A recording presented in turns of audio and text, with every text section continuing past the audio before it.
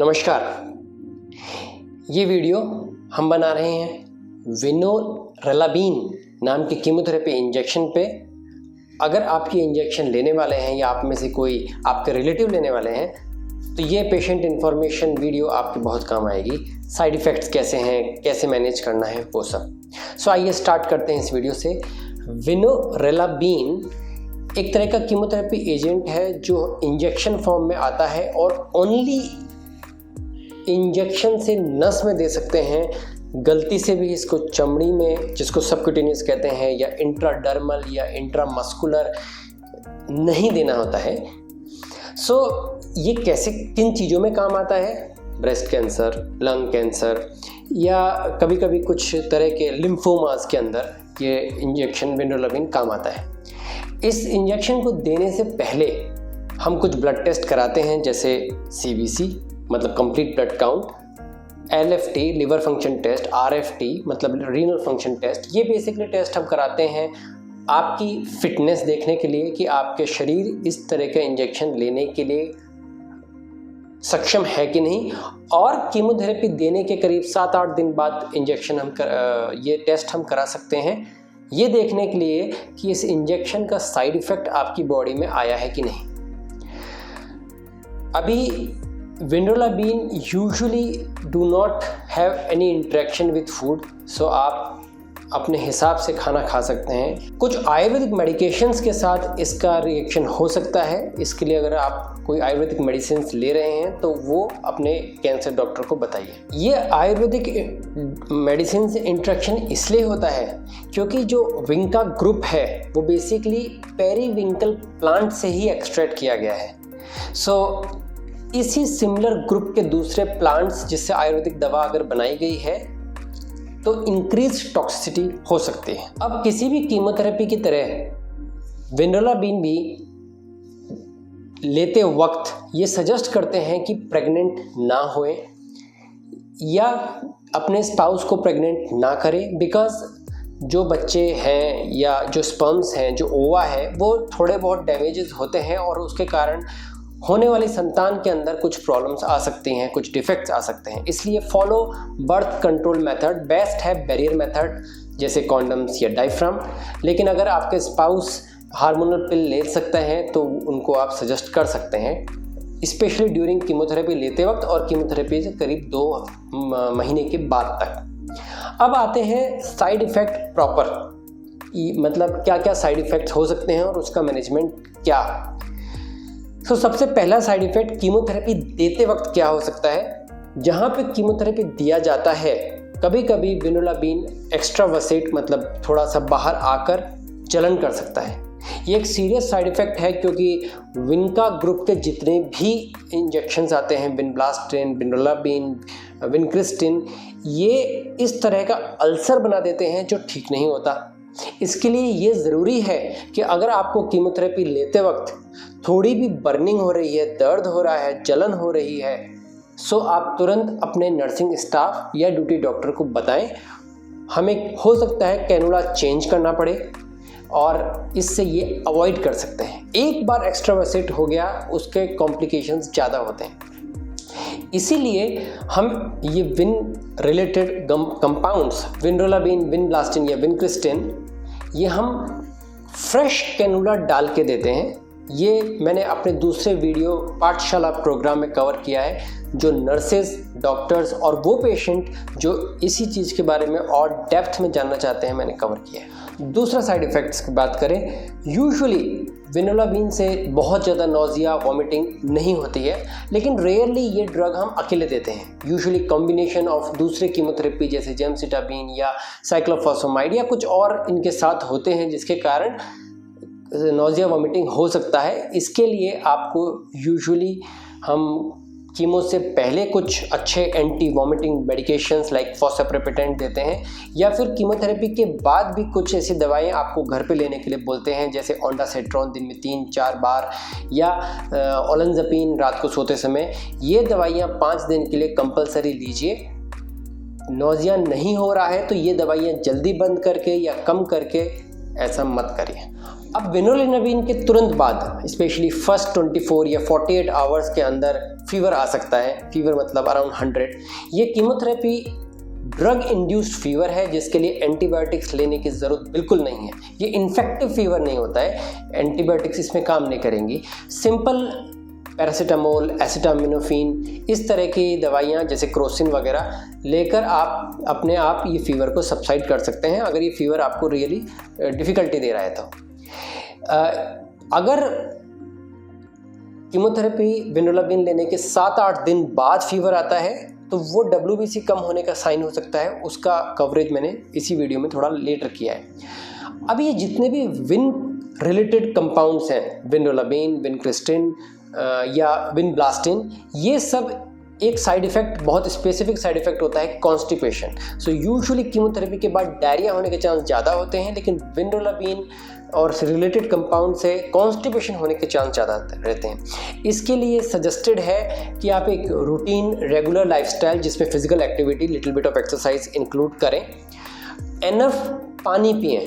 Until unless आपको specifically water restriction किया गया है, enough water fluids, not coffee, T, ये पिएं जिसके कारण मूवमेंट्स, बाउल मूवमेंट्स रेगुलर रहें। उसके अलावा अगर आपको कॉन्ट्रा इंडिकेटेड नहीं है तो थोड़ा सा फाइबर कंटेंट बॉडी में ज़्यादा रखिए, डाइट में ज़्यादा रखिए, ताकि स्टूल फॉर्मेशन में ईजी रहे। एक बार कॉन्स्टिपेशन हो गया तो स्टूल्स बहुत हार्ड हो जाते हैं, पाइल्स बन सकते हैं, फिशर्स बन सकते हैं। इसके लिए जब तक कीमोथेरेपी चल रहा है, अगर आप डाइटरी चेंजेस करके कॉन्स्टिपेशन रिलीव नहीं कर पा रहे हैं तो किसी तरीके से मेडिसिन जैसे सिरप, लैक्टोलोज या डूफालैक या डल्कोलैक्स, इस तरह के सिरप या टैबलेट लेके कॉन्स्टिपेशन को रिलीव रखना इम्पॉर्टेंट है। अब बात करते हैं WBC कम होने का। ये जो हमने टेस्ट शुरू में आपको बताए थे कि CBC, RFT, LFT करवाते हैं, तो CBC के अंदर 3 चीज़ें इंपॉर्टेंट होती है, हीमोग्लोबिन, WBC, प्लेटलेट। किसी भी कीमोथेरेपी का इन तीनों पे असर हो सकता है, WBC कम हो सकते हैं। WBC कम होने के कारण पेशेंट डायरेक्टली नहीं बोलता कि मेरे WBC कम हो गए, लेकिन उसको इन्फेक्शन हो सकता है, गला खराब, सांस लेने में खांसी वगैरह आना, लूज मोशन होना या फीवर आना। ये सारे साइड इफ़ेक्ट कीमो लगने के करीब 7-8 दिन बाद अगर हो रहे हैं तो हाई चांसेस हैं कि आपको WBC कम हो चुके हैं और आपको ये इन्फेक्टिव फीवर है। इस सिचुएशन में एंटीबायोटिक्स लेना इज़ ऑफ प्राइम इंपॉर्टेंस। परम महत्वपूर्ण बात है कि आप एंटीबायोटिक्स लें। क्या एंटीबायोटिक्स? जैसे अमोक्सिसिलिन, क्लेवुलिनिक एसिड, सिप्रोफ्लॉक्सासिन। कैसे लेना है, मेरी एक दूसरी वीडियो है, प्लीज़ उसको क्लिक करिए।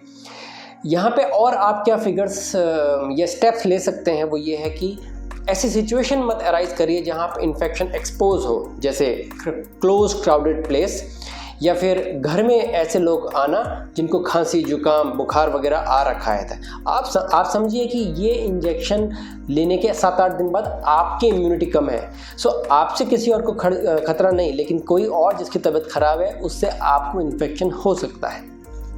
उसके अलावा हाइजीनिक फूड, हैंड हाइजीन जो हमने कोरोना टाइम बहुत अच्छे से फॉलो करी है, वो प्रैक्टिस करनी है। जो भी खाएं हाथ धो के खाएं। इसके अलावा विनोलिनाबिन लेने के बाद कुछ लोगों को माउथ अल्सर्स आ सकते हैं, जो किसी एक जगह ना होके पूरे माउथ में हो सकते हैं। इस दौरान आपके हाथ में जो वो है, माउथ हाइजीन मेंटेन करना, रेगुलर ब्रश करिए, जोर से दबा के मत करिए।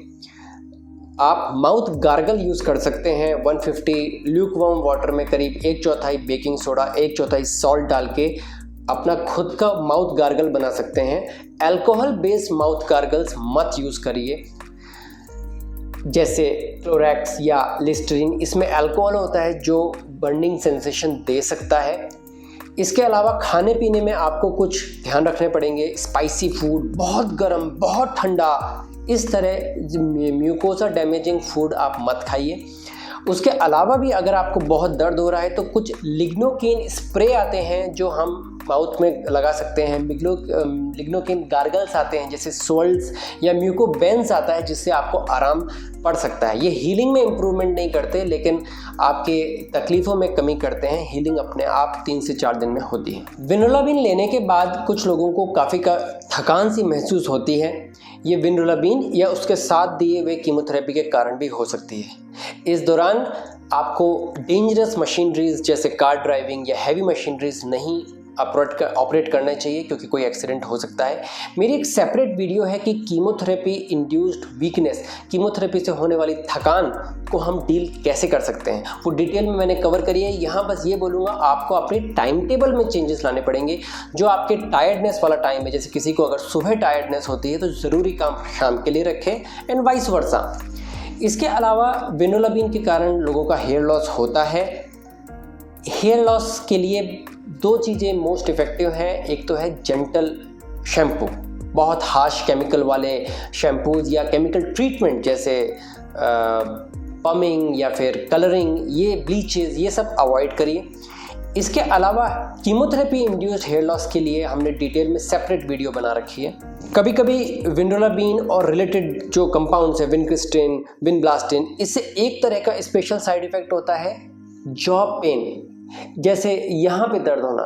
ये basically drug specific side effect है, ये इसी ड्रग के कारण होता है। इसमें चिंता वाली बात नहीं, लेकिन अगर बहुत ज़्यादा दर्द हो रहा है तो आप किसी तरह का पेन किलर जैसे पैरासीटामोल या एसिटामिनोफेन, क्रोसिन वगैरह ये सब खा सकते हैं। इसके अलावा हल्का गर्म कंप्रेसेस, हल्का सिकाव करने से भी कुछ लोगों को फ़ायदा होता है। एक साइड इफ़ेक्ट, कुछ इंजेक्शंस लेने के बाद, विनोलाबिन, विनक्रिस्टिन, विनब्लास्टिन, इस तरह के इंजेक्शंस लेने के कुछ महीनों के बाद हाथों में नंबनेस, टिंगलिंग, झुमझुमाना, इस तरह के साइड इफ़ेक्ट्स होते हैं, क्योंकि इस कीमोथेरेपी का असर आपकी नसों में होता है। नसें वीकनेस होने के कारण नंबनेस आ सकती है। थोड़े बहुत ऐसे साइड इफ़ेक्ट हमें झेलने पड़ेंगे, क्योंकि कीमोथेरेपी हम सिंपल कॉजेज़ के कारण तो नहीं ले रहे, हमें कैंसर से लड़ना है। लेकिन अगर आपको कुछ ऐसे साइड इफ़ेक्ट्स होने लगे, जैसे आपकी हैंडराइटिंग चेंज होने लगे, आप पेन नहीं पकड़ पाएँ, स्पून नहीं पकड़ पाएँ, खाना खाने में तकलीफ़ हो रही है, बटन खोलने या बंद करने में तकलीफ़ हो रही है, या पाँव से चप्पल स्लिप हो रही है, आपको मालूम नहीं चल रहा है, इस तरह के अगर आपको साइड इफ़ेक्ट्स आ रहे हैं तो प्लीज़ आपके कैंसर डॉक्टर को बताइए। हो सकता है आपकी डोज कम करनी पड़े या ये इंजेक्शन पूरी तरीके से बंद करना पड़े। ये ज़रूरी है, क्योंकि ये सारे साइड इफ़ेक्ट 100% रिवर्सिबल नहीं है। आपने दवा बंद भी कर दी तो भी ये रेजिडुअल साइड इफ़ेक्ट रह सकते हैं। इसके लिए इम्पॉर्टेंट है कि बहुत ज़्यादा लाइफ अफेक्ट हो जाए, किसी का हैंडराइटिंग चेंज हो जाए, लाइफ अफेक्ट होती है, कोई चप्पल नहीं पहन में लाइफ अफेक्ट होती है, उस लेवल के पहुँचने से पहले हम ये इंजेक्शन बंद कर दें। अब विनोलाबिन लेते वक्त डॉक्टर से किस सिचुएशन में इमरजेंसी में मिलना होता है। यूजुअली ऐसे कोई लाइफ थ्रेटनिंग इमरजेंसी तुरंत नहीं आती है, एक्सेप्ट बर्निंग, जो मैं बता चुका हूँ। उसके अलावा अगर आपको 7वें 8वें दिन स्ट्रोक, कोई जनरलाइज बॉडी में एक जगह वीकनेस आ जाए, बहुत तेज फीवर हो जो कंट्रोल नहीं आ रहा हो, कहीं से ब्लीडिंग आ रखी हो, इस तरह के अगर कोई साइंस हैं, या इन्फेक्शन जैसे किसी को बहुत ज़्यादा 7वें 8वें दिन लूज मोशन हो रहा है या कफ आ रहा है, फीवर हो गया, उस सिचुएशन में आप अपने कैंसर डॉक्टर के पास आ सकते हैं, कांटेक्ट कर सकते हैं, ऑनलाइन कंसल्टेशन ले सकते हैं। इसके अलावा जो साइड इफ़ेक्ट होते हैं वो कंजर्वेटिवली मैनेजमेंट करना होता है। कंजर्वेटिवली मतलब अगर नौजिया हो रहा है तो नौजिया की दवा, अगर दर्द हो रहा है तो दर्द की दवा, अगर कॉन्स्टिपेशन हो रहा है तो कॉन्स्टिपेशन की दवा। आशा है इस वीडियो से आपके डाउट्स विनोलाबिन लेने से पहले जो डर लगता है वो दूर होंगे। अगर आप किसी ऐसे व्यक्ति को जानते हैं जो ये इंजेक्शन ले रहा है, इसके साइड इफ़ेक्ट से जूझ रहा है, प्लीज़ ये वीडियो शेयर करिए। अगर ये वीडियो आप और डेप्थ में समझना चाहते हैं इस ड्रग के बारे में, तो मेरी पाठशाला प्रोग्राम में एनरोल करिए।